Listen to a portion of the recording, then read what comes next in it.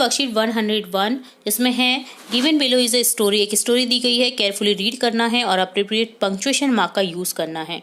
तो देखिए हम डायरेक्ट पंक्चुएशन मार्क की तरफ ही पढ़ते हैं। तो the ant and grasshopper की ये कहानी है जो कि मैंने अपने चैनल पर भी बता रखी है। आई होप आपने देखी हो, और नहीं देखी तो आप हमारी चैनल की प्लेलिस्ट से स्टोरी राइटिंग वाला पार्ट देख सकते हैं। The ant and grasshopper were good friends, वो आपस में गुड फ्रेंड्स है। ग्रास कुपर समझते हो, जिससे आप अपनी देसी लैंग्वेज बोलते हैं राम जी का घोड़ा, टिड्डा जिसको बोलते हैं हिंदी में। और टिड्डा और एक आंट होती है यानी चींटी, वो आपस में गुड फ्रेंड्स थे। In the summer the ant work hard to fill its storage with food, और गर्मियों में जो चींटियां होती है ना वो अपने लिए फूड एकत्रित करती हैं ताकि उन्हें सर्दियों में ज़्यादा इधर उधर घूमना ना पड़े। While the grasshopper was enjoying the fine weather and playing all day, और वो पूरे दिन खेलता रहता था, इंजॉय करता था अच्छे मौसम में। When winter came, the ant was lying cozily in his home surrounded by the food. तो जो चींटी होती है वो तो अपने घर में अपने फूड के साथ में रह रही होती है। It started during the summer. It stored during the summer. उसने जो स्टोर किया था समर में। While the grasshopper was in his home, hungry and freezing. और उसे ठंड लग रही थी, वो हंग्री था क्योंकि उसने अपने लिए फूड एकत्रित नहीं किया था, और ठंड में फूड मिलना बहुत पॉसिबल नहीं होता है। तो he asked the ant for food. उसने चींटी से पूछा फूड के लिए। The ant gave him some, but it was not enough to last the entire winter. उसने दिया उसे फूड, बट ये पूरा इनफ नहीं था पूरी सर्दी निकालने के लिए। When he tried to ask the aunt again, the latter replied, "I'm sorry, my friend, but my food is just enough for my family to last until the end of winter. If I give you more, we too will starve. We had the entire summer to prepare for the winter, but you choose to play instead." तो उसने कहा कि जो मेरे पास में अब बचा खाना है वो मेरी फैमिली के लिए इनफ है, अगर मैंने आप तुम्हें दे दिया तो वो ख़त्म हो जाएगा और हम जी नहीं पाएंगे। तो इस वजह से वो मना कर देती है बहुत ज़्यादा फूड देने के लिए, और ग्रास ऊपर पछताता रह जाता है क्योंकि उसने पूरा समर खेलने में निकाल दिया। तो इससे ये शिक्षा मिलती है कि हमारा काम हमें समय पर कर लेना चाहिए, आगे का सोच करके, ताकि आपको आने वाली प्रॉब्लम का सामना कर सकें आप आसानी से। तो ये डन होता है वर्कशीट 101 जिसमें एक कहानी भी आपने देखी एंट एंड ग्रास ऊपर की। अब देखेंगे worksheet 102, read the given passage, answer the following question. यहाँ पर भी आपको पैसेज को रीड करना है और आंसर करना है क्वेश्चन को। Mister Kumar is Aman's father, Aman के फादर थे mister Kumar. He is guard at the store पे गार्ड थे। One evening mister Kumar finish his dinner, उन्होंने डिनर फिनिश किया। He said to goodbye to Mrs Kumar and Aman और मिसेज कुमार को उन्होंने बाय किया। Then he went outside and got on his bicycle, और वो बाहर आए और अपनी गॉट ऑन हिज बाइसिकल और अपनी साइकिल ली। Aman waved and shouted goodbye papa, उसने कहा गुड बाय पापा।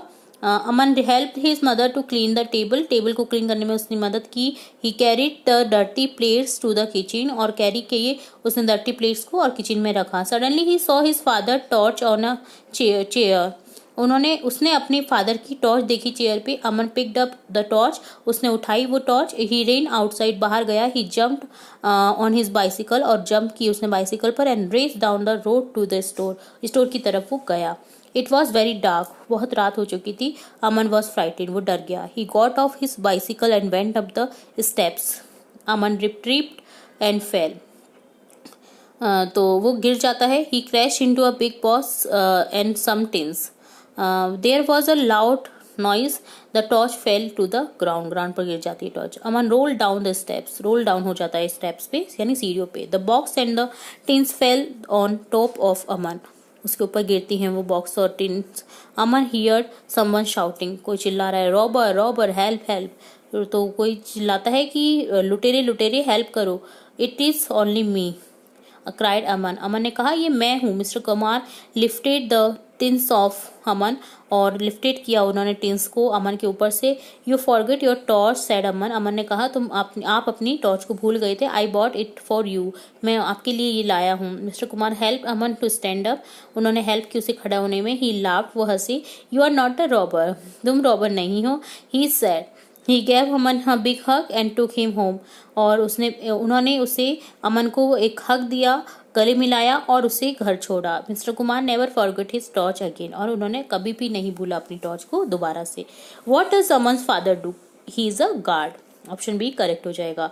What did mister Kumar forget to take the bird that day, क्या भूले थे mister Kumar, his torch, option C correct हो जाएगा। What are some qualities of Aman in his story, क्या quality है अमन की, he is caring and concern, क्योंकि मदर की भी हेल्प की उसने प्लेट्स उठाने में, अपने पापा के लिए भी वो टॉर्च लेकर के दौड़ा, है ना, तो वो कंसर्न भी था और केयरिंग भी था, तो ऑप्शन ए करेक्ट हो जाता है। Why was the torch important for mothers Aman father, तो अमन के फादर के लिए वो टॉर्च इंपॉर्टेंट क्यों थी, because the torch help him guard the store at night, store पे रात को उन्हें गार्ड करने के लिए हेल्प करती थी टॉर्च, ठीक है। तो ये डन होता है 102 का सॉल्यूशन। अब देखेंगे 103, compare a short paragraph story on a picture given below. तो देखिए एक स्कूटर दिख रहा है जिसपे देखिए बहुत सारे लोग बैठे हुए हैं, कम से कम 1 2 3 4 5 6 7 8 9 जने एक ही स्कूटर पे। तो पता है सीरियसली मैंने ये वाला सीन बहुत बार देखा है, स्पेशली इन जयपुर। तो कैसे कैसे लोग होते हैं जो अपने 6-7 लोगों को एक ही स्कूटर या स्कूटी या बाइक पर बिठा के ले जाते हैं, जो कि बहुत ही घातक रहता है, एक्सीडेंट हो सकता है, किसी की भी जान जा सकती है। तो प्लीज़ ऐसा ना करें और करने के लिए भी मना करें अगर कोई आपके संग में ऐसा कर रहा है तो। This is a picture of careless riding, careless riding की पिक्चर है of a scooter. The whole family is riding only on a single scooter, the family is very big, family बड़ी है। They are 8 members in the family. A girl is sitting on her father's shoulder, father के shoulder पे बैठी है एक लड़की। A baby is in his mother's arm, mother की arm में है बेबी, यानी भुजाओं में ले रखा है उसने अपनी बेबी को। A boy is hanging on the back of the scooter, और बैक स्कूटर पे हैंगिंग किया हुआ एक बॉय, ठीक है। They have a puppy also, puppy भी है उनके पास में जो आगे की ओर लटका हुआ है।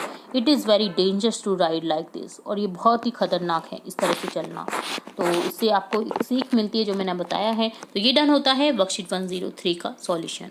अब देखेंगे वर्कशीट 104 जिसमें है choose the proper suffix to complete the words given in sentence. Suffix प्रत्यय जो कि वर्ड के पीछे लग करके, शब्दों के पीछे लग करके चेंज करते हैं उन शब्दों को। तो देखिए यहाँ पर है एबल, एयर, फुल, लेस, ली, एस। तो यहाँ पर इनका यूज करते हुए आपको करेक्ट करना है सेंटेंस को। Your dress looks so beautiful, तुम्हारी ड्रेस बहुत सुंदर है, लग रही है। Laptop is a portable device, portable, laptop एक पोर्टेबल डिवाइस है, यानी इधर उधर लाया जा सकता है लैपटॉप को आसानी से। She badly wanted to ride the bicycle. Atul looked fearless as he saved the cat from the dog. The joke was so funny, joke बहुत फनी था। That we laughed until we cried, हम इतना हंसे कि आंखों में से आंसू आ गए। A blocks of birds flew over my home, एक बर्ड्स का ब्लॉक है वो उड़ा हमारे घर के ऊपर से। Choose a proper prefix to complete the words, prefix शब्द के आगे लग करके अर्थ में परिवर्तन करते हैं, उन्हें प्रीफिक्स बोला जाता है, हिंदी में इन्हें बोला जाता है उपसर्ग। She had some other idea, उसके पास में एक अदर आइडिया था। So she disagreed with me, वो मुझसे एग्री नहीं हुई। I was unsure about leaving home after dark, रात होने के बाद में मैं अनश्योर हुआ घर छोड़ने से। He did not mean that you misunderstood him, we really enjoyed watching that movie so we replayed it, हमने बहुत एंजॉय किया उस मूवी को देखने से, तो हमने वापस से उसे प्ले किया, वापस से देखना चालू किया।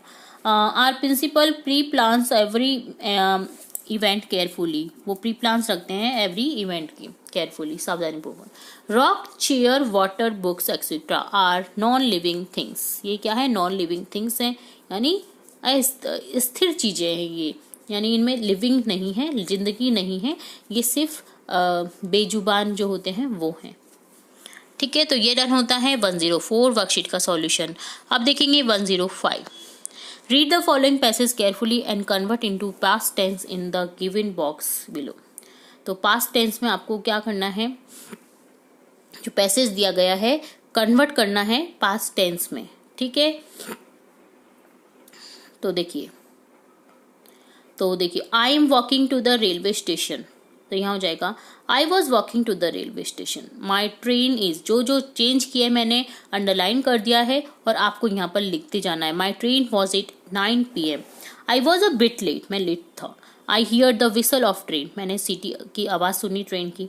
As I was walking towards the station I started running but I had 2 bags with me, hence I could not run fast. मेरे पास में 2 बैग थे तो इसलिए मैं भाग नहीं सकता था ज़्यादा तेज से. एज आई कम क्लोजर, मैं जैसे पास आया सो द प्लेटफॉर्म देखा. Train was coming at platform number 2. Platform number 2 पर आई train. I thought it was my train, मैंने सोचा ये मेरी ट्रेन थी. I started running even faster, suddenly the train stop. मैं भागा बहुत तेजी से और एक ट्रेन स्टॉप हुई. Passenger got down at the station, passenger उतरे स्टेशन पर. I was still 100 member away from the platform. तो इस तरह से आपको ये प्रेजेंट टेंस से पास्ट टेंस में चेंज करना था. ठीक है, तो देखिए जहाँ जहाँ प्रेजेंट टेंस के सेंटेंस है वहाँ वहाँ हमने क्या कर दिया, चेंज कर दिया इनको पास्ट टेंस में. ठीक है, तो ये सिंपली करना था आपको बस. तो ये वर्कशीट 105 का होता है सॉल्यूशन डन. अब देखेंगे फॉर्मेटिव असेसमेंट 50. फर्स्ट क्वेश्चन है tick the correct suffix that will complete the sentence. Suffix को क्रिएट करना है, आपको टिक करना है जो करेक्ट है. The man badly wanted to register for the tournament but could not. तो यहाँ पर बैडली हो जाएगा, सेकेंड ऑप्शन करेक्ट हो जाएगा. Take the correct sentence. When will you come home, तुम कब आओगे होम या कब आओगे होम, मेरे घर पर. Take the sentence that represents past tense. Past tense को रिप्रेजेंट करने वाला. He bought an expensive car last year, उसने एक एक्सपेंसिव महंगी कार खरीदी थी पिछले साल. Tick the correct option given in sentence. The robbers enter the house from the back window, पीछे की खिड़की से लुटेरे है उन्होंने एंटर किया घर में. एवरीवन वाज स्लीपिंग, हर कोई सो रहा था. व्हाई डिड द रॉबर्स कम, क्यों आए होंगे वो. टू स्टील, चोरी करने के लिए. रॉबर्स क्या कर सकते हैं, सिर्फ चोरी कर सकते हैं. और उनकी पूरी जिंदगी ऐसे ही निकल जाती है चोरी कर. नेक्स्ट 5th क्वेश्चन देखेंगे. Right a short paragraph on the given picture story. यहाँ पर पिक्चर दे रखी है जिसके आपको आधार पर एक स्टोरी क्रिएट करनी है. A short man was going with an umbrella in rain. एक शॉर्ट मैन जा रहा होता है अम्ब्रेला के साथ में बारिश में. A long man wanted to cover himself under the umbrella. वो चाहता था उसकी छाती के नीचे वो भी कवर हो जाए. He carried the short man with the umbrella then his shoulders. वो उसके शोल्डर तक पहुंचता है तो वो क्या करता है, तो वो लंबा हो रहा होता है तो फिर वो क्या करता है, उसको अपने कंधों पे उठा लेता है छोटे आदमी को, और छोटा आदमी अम्ब्रेला को पकड़ लेता है. दस all were covered under the umbrella, under an umbrella. सभी कवर हो जाते हैं अम्ब्रेला के नीचे. ठीक है, नेक्स्ट है read the given passage, answer the following question. Passage को रीड करना है और आंसर करना है क्वेश्चन के. Once there was a boy named Rohit. एक रोहित नाम का लड़का होता है. He was the youngest of his siblings. वो सबसे छोटा होता है सिबलिंग्स में यानी भाई बहन में. He had 2 sisters and सीमा दीदी was his favorite. उसकी 2 सिस्टर होती है, सीमा दीदी उसकी फेवरेट होती है. One day his mother asked him to go and bring the bucket from inside. एक दिन उसकी मदर ने कहा कि जाओ और एक बकेट लाओ अंदर. He ran to get it. वो लेने के लिए जाता है. But it was dark and he was too small to turn on lights. बहुत रात हो चुकी थी तो वो बहुत छोटा था लाइट्स ऑन करने के लिए. He was afraid of the dark. वो डर जाता है डार्क के कारण, अंधेरे के कारण. And looked at his sister. और देखता अपनी सिस्टर की तरफ. सीमा understood the problem. वो प्रॉब्लम समझती है. And went inside with him. और वो उसके संग में अंदर आती है. He happily carried the bucket for his mother. और बकेट के लिए वो हैप्पी हो जाता है मदर को देने के बाद में. ठीक है, तो was Rohit eldest among his siblings. No, Rohit was youngest of his sibling. तो यहाँ पर एल्डेस्ट बताया जो कि यंगेस्ट का अपोजिट है. क्या बड़ा था रोहित अपने सिबलिंग्स में? जी नहीं, छोटा था. तो यहाँ पर यंगेस्ट हो जाएगा नो करके. ठीक है, what was Rohit afraid of. किससे डर जाता है वो? He was afraid of the dark से. Are you afraid of anything, what and why. क्या तुम डरते हो किसी से, क्यों और कैसे. Yes I am afraid of dogs. मैं डॉग्स से डरता हूँ. They can bite us. वो काट जाते हैं, हमें बाइट कर देते हैं. तो ये